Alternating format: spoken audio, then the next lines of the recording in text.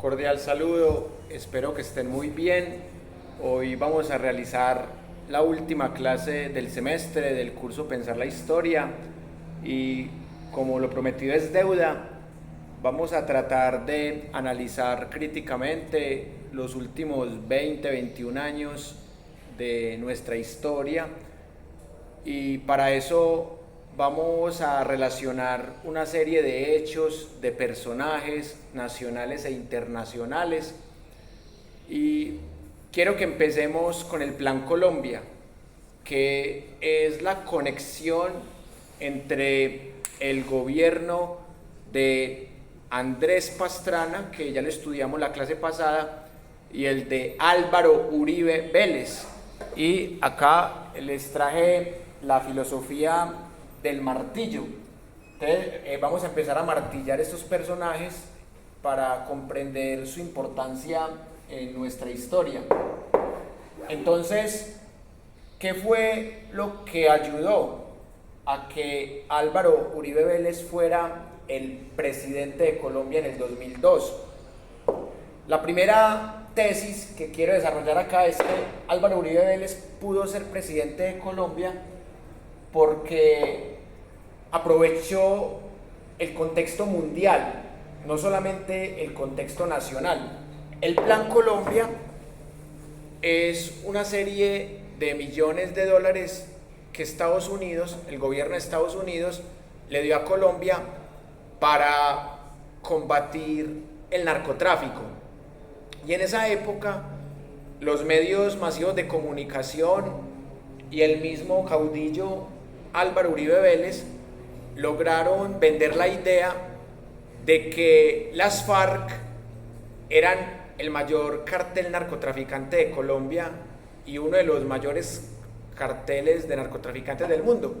Entonces, lo que era un dinero para luchar contra las drogas, automáticamente Álvaro Uribe lo convirtió en un dinero para derrotar a las FARC. Y en esa medida, él se volvió el favorito por encima de Horacio Serpa, que era el caudillo del liberalismo. Uribe se había retirado del liberalismo y se había metido a un movimiento independiente. Entonces, Uribe representaba la juventud. Si bien es cierto, para esta época Uribe ya tenía 50 años, Uribe físicamente aparentaba menos edad. Y otra cuestión es el efecto halo, que también lo hemos estudiado en el curso de pensamiento crítico. El efecto halo es el sesgo cognitivo de la primera impresión. Entonces, la gente que no conocía a Uribe, porque él era más conocido en Antioquia que en Colombia, se llevaba la impresión de que era un campesino joven, echado para adelante, y muchas señoras le decían a uno que en esa época de la adolescencia uno presenciaba lo que decía la gente de Uribe, y es que era más atractivo físicamente que Horacio Serpa, porque Horacio Serpa era un bozo de brocha, porque era muy bigotudo, viejo, feo. Horacio Serpa representaba a Samper, al cartel de Cali, el escándalo del proceso 8000. Entonces mucha gente no conocía el pasado de Uribe, solo veían su apariencia. Y aparte del Plan Colombia, que es el plan económico antidrogas, que el mismo canal Caracol dice en esta nota que ustedes vieron que fue un fracaso porque realmente no sirvió para combatir las drogas, sirvió para combatir las FARC y como plataforma política y económica para Álvaro Uribe. Entonces, Álvaro Uribe logra ganarse la confianza no solamente de los principales medios de comunicación, sino de sus líderes. Recordemos que en esta época el diario El Tiempo, el más importante del país, le pertenece a la familia de Juan Manuel Santos. Entonces Uribe arma una cúpula tremenda. En la gobernación de Antioquia, Uribe había gobernado con Pedro Juan Moreno, y este secretario de gobierno fue uno de los que salpicó hace poco el ex paramilitar Salvatore Mancuso, de haber apoyado estructuras paramilitares en las Convivir. Y también Marta Lucía Ramírez, que recuerden ustedes que en la clase pasada estuvimos analizando unos debates presidenciales en donde le preguntaron a Andrés Pastrana qué le envidiaba a Samper, y Andrés Pastrana dijo que le envidiaba a Marta Lucía Ramírez, y luego Marta Lucía Ramírez termina trabajando con Andrés Pastrana, después termina trabajando con Álvaro Uribe y en el pasado gobierno termina trabajando con Iván Duque Márquez. Entonces miren que Marta Lucía Ramírez, que es famosa por 3 grandes escándalos, termina trabajando en varios gobiernos. Entonces trabaja para Samper, trabaja para Pastrana, trabaja para Uribe, por poco trabaja para Santos y termina trabajando para Duque. Y ella es la autora intelectual de un crimen de terrorismo de Estado que se llamó la Operación Orión, que como ustedes pueden apreciar, los medios de comunicación lo venden como una operación de Álvaro Uribe y de su ministra de Defensa Marta Lucía Ramírez, pero realmente la Operación Orión fue un escándalo en donde las fuerzas militares y de policía y los paramilitares se meten a la Comuna 13 de Medellín, asesinan más de 100 personas, capturan más de 300 y entre las personas asesinadas caen varias inocentes. Y si ustedes notan, la revista Semana cambió de dueños, porque hace muy poco tiempo los Gilinski, que son más bien uribistas y antipetro, la compraron, pero antes de que los Gilinski compraran la revista Semana, ahí trabajó Ariel Ávila, que ha sido un gran investigador, politólogo, que en este momento es senador de la República y que ha investigado los escándalos del uribismo. Y ahí, cuando la revista Semana no era uribista, Ariel Ávila presenta un informe en donde se evidencia que la Operación Orión fue una operación conjunta, no solamente liderada por la ministra de Defensa de entonces, Marta Lucía Ramírez, y el presidente Álvaro Uribe, sino que tuvo la gran participación de grupos paramilitares. Y si ustedes miran el informe del Espectador, del Tiempo, de Caracol, de RCN, se van a dar cuenta que ocultan la participación paramilitar. Solo hablan de que fue una operación del gobierno de Uribe para acabar con los milicianos y con las drogas, aprovechándose también de los dineros del Plan Colombia. Y acá entra otro ministro de Uribe que se llama Andrés Felipe Arias, ministro de Agricultura, que crea un programa que se llama Agroingreso Seguro, que era un programa para darle unos subsidios a campesinos pobres y para ayudarles a que cultivaran alimentos. Pero esos más de 70.000 millones de pesos colombianos que eran para campesinos pobres terminaron en manos de campesinos o de personas que ni siquiera eran campesinas, pero que aportaron dineros a las campañas de Uribe. Entre ellas la ex reina de belleza Valery Domínguez, famosa por ser la pareja del clan o de un hombre del clan de los Dávila. Hasta el ministro Holguín fue beneficiario de Agroingreso Robo Seguro. Imagínense, vendieron a este señor como un campesino estrato 1 que iba a cultivar la tierrita. Miren estos beneficiarios de Agroingreso Robo Seguro. Una pobre reina de belleza que seguramente era campesina de estrato 1. Ah, no, y acá les tengo más, vean. Estos que les tengo aquí son todos beneficiarios de Agroingreso Robo Seguro. Miren, el clan de los Holguín, el ministro Holguín, que también fue de Uribe, de los Lacotur, de los Dávila. Mejor dicho, beneficiaron a decenas de empresas, entre 50 y 60 empresas, que todas fueron aportantes a la campaña presidencial de Álvaro Uribe. Entonces, por eso, pagó cárcel y ha pagado cárcel el exministro de Agricultura, Andrés Felipe Arias. Y Uribe dijo en estos días en la audiencia que tenía por el proceso de imputación que tiene por fraude procesal y soborno, dijo que personas como Andrés Felipe Arias eran perseguidos políticos, que eran inocentes, cuando han repartido más de 70.000 millones entre estos pobres campesinos de estratos 1 y 2 que están aguantando hambre seguramente y que eran tan pobres que aportaron miles de millones a la campaña de Uribe, y Uribe, a través de Andrés Felipe Arias, les paga el favorcito. Y acá entra otro personaje que manejaba el DAS a su antojo, el famosísimo Noguera, que Uribe decía que es un hombre de bien. Entonces, cuando Uribe dice que alguien es un hombre de bien, termina en la cárcel. En los 80s, cuando era director de la Aeronáutica Civil, Uribe dijo que Cardona era un hombre de bien. Eso fue lo que le dijo al gobernador de Antioquia, Iván Duque Escobar, el padre de Iván Duque Márquez. Y el señor Iván Duque Escobar le dijo: ¿cómo te ocurre? Eso es un narcotraficante. Es que está muy mal informado, señor gobernador, le dijo Uribe al papá de Duque. Y resultó en la cárcel condenado por narcotráfico, el que Uribe decía que era un hombre de bien. Entonces, Uribe decía que Andrés Felipe Arias era un hombre de bien, que era un perseguido político.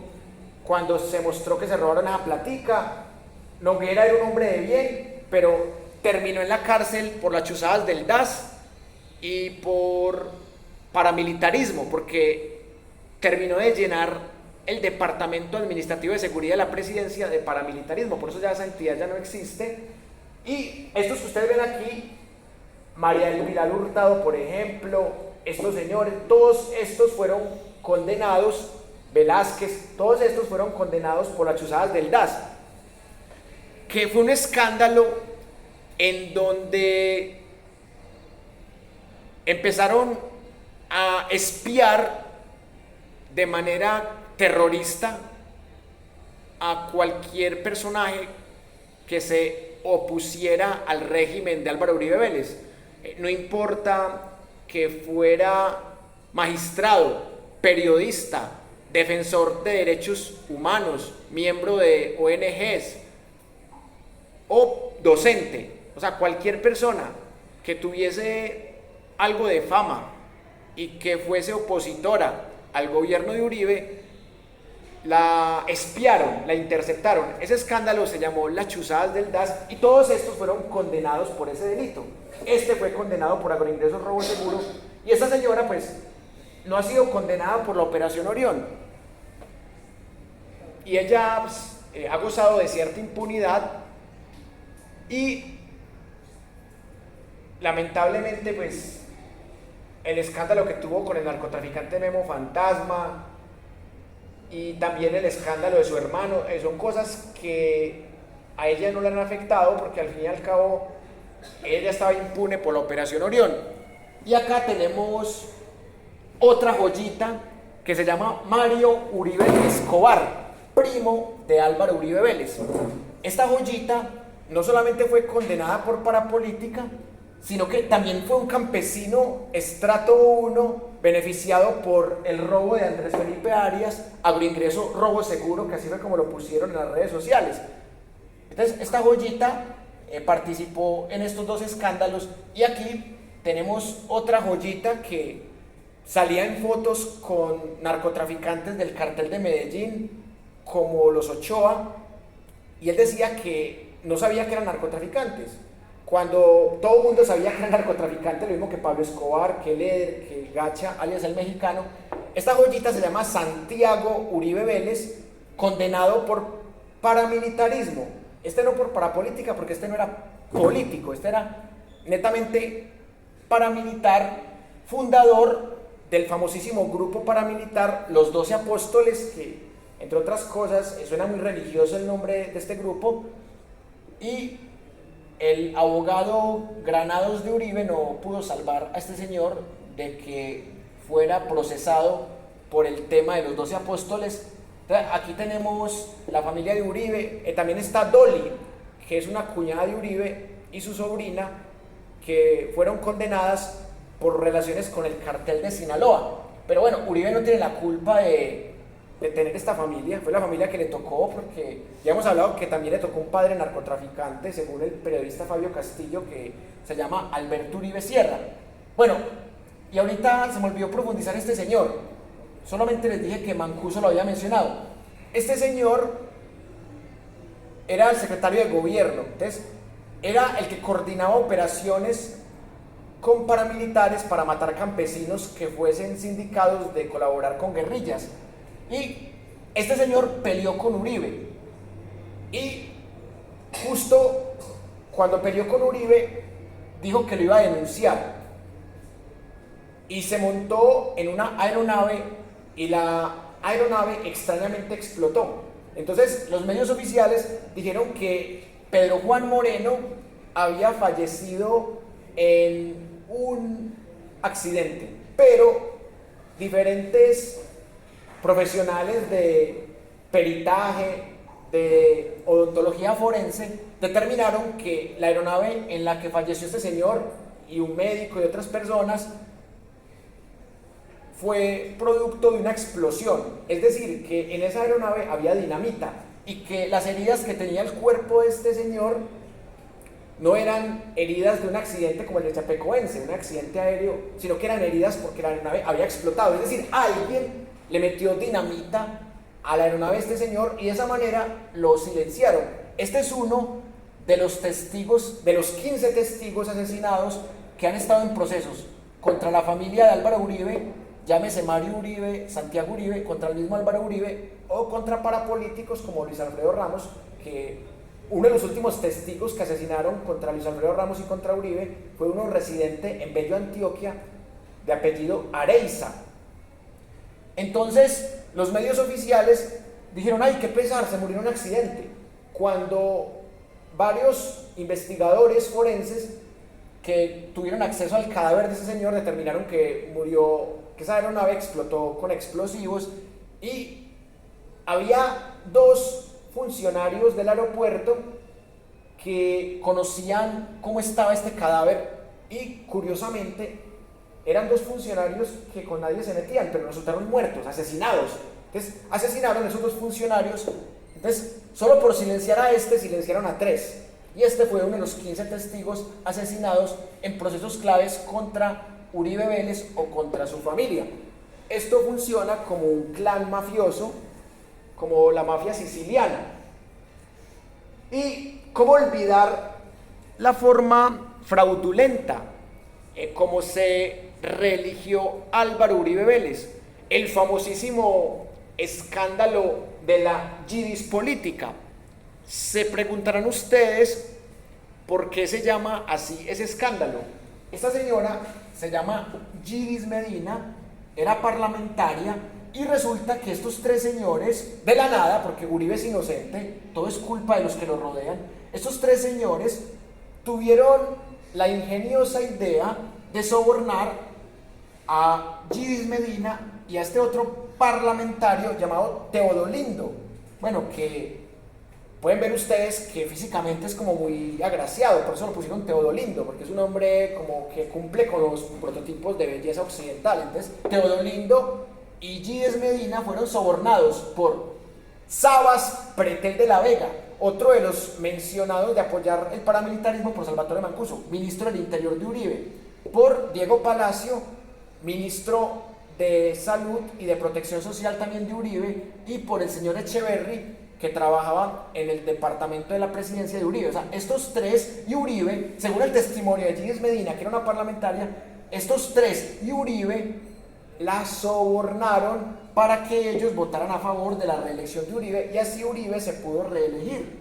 Pero como Uribe es inocente y como Uribe nunca equivoca, como Uribe es un mesías, entonces los que pagaron cárcel fueron estos tres y estos dos. O sea, los sobornadores y los sobornados fueron los que pagaron cárcel, pero Uribe no pagó cárcel porque Uribe es inocente. Así como en el escándalo de Agroingresos Robo Seguro, el que pagó cárcel fue André Felipe Arias. En el escándalo de las chuzadas del DAS, los que pagaron cárcel fueron Noguera, María del Pilar Hurtado, Velázquez y demás. Y en el caso de la familia, pues los que han pagado cárcel son los familiares de Uribe uno por parapolítica, otro por paramilitarismo, y ese también fue beneficiario de Agroingreso Robo Seguro. Pero no podemos dejar de hablar de un escándalo muy bonito,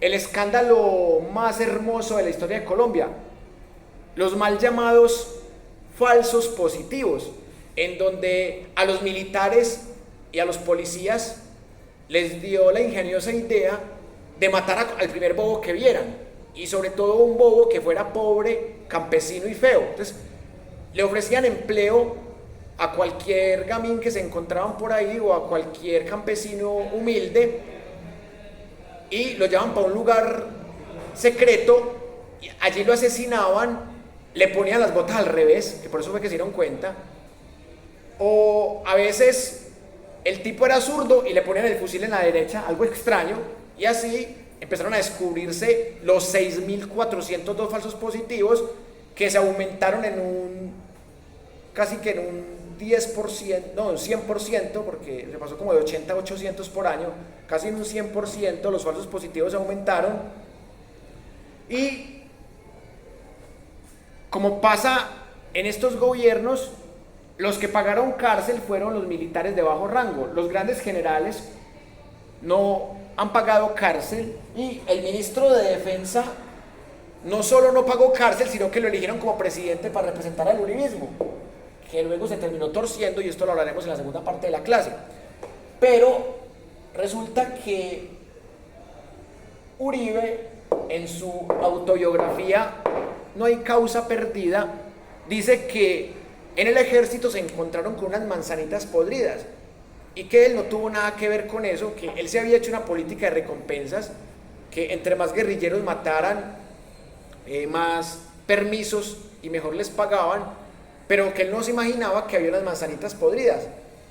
Pero eso no eran unas manzanitas, eso era un cúmulo de militares totalmente fanatizados, desesperados por salir, empezaron a matar a cualquiera, y Uribe no acepta su responsabilidad, como si los falsos positivos se hubiesen cometido en el gobierno de Petro o en otro gobierno no uribista.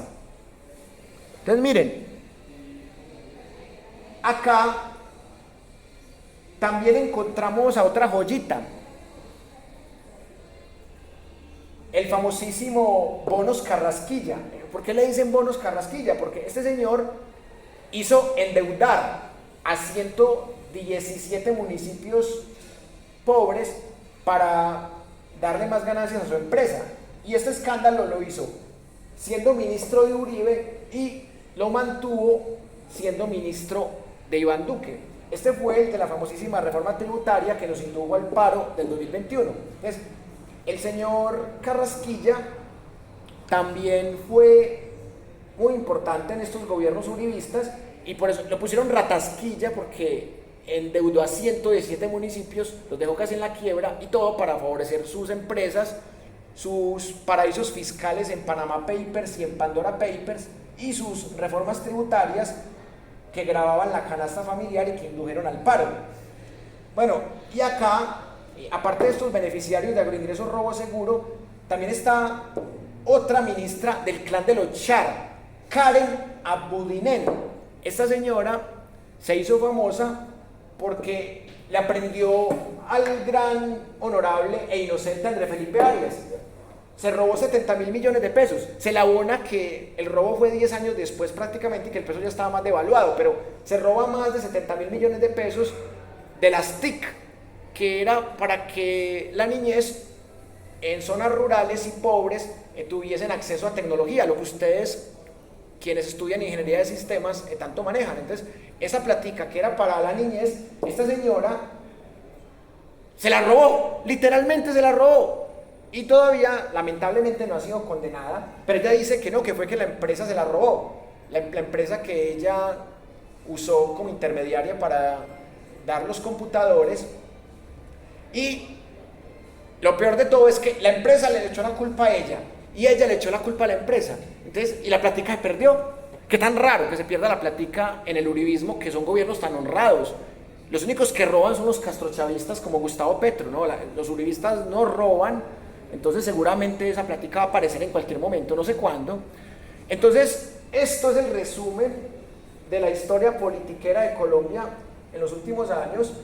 Escándalos en donde encontramos también al señor Bernardo Moreno, que tiene la magia o la mafia de participar de dos grandes escándalos.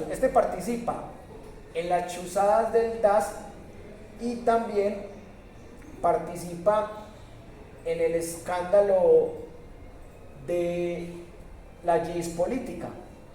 Entonces, este tipo de personajes son bastante célebres en nuestra historia y por eso hoy les estamos haciendo un merecido homenaje, porque hay que homenajear la memoria histórica de estos grandes gobernantes que nunca se han robado un peso, que nunca han tenido vínculos con paramilitares, que nunca han matado a nadie, que nos han salvado del comunismo, que yo creo que eso es lo más importante que han hecho todos estos personajes. Bueno, no nos lograron salvar de Petro, pero al menos 20 años seguidos nos han salvado de volvernos como Venezuela, como Cuba.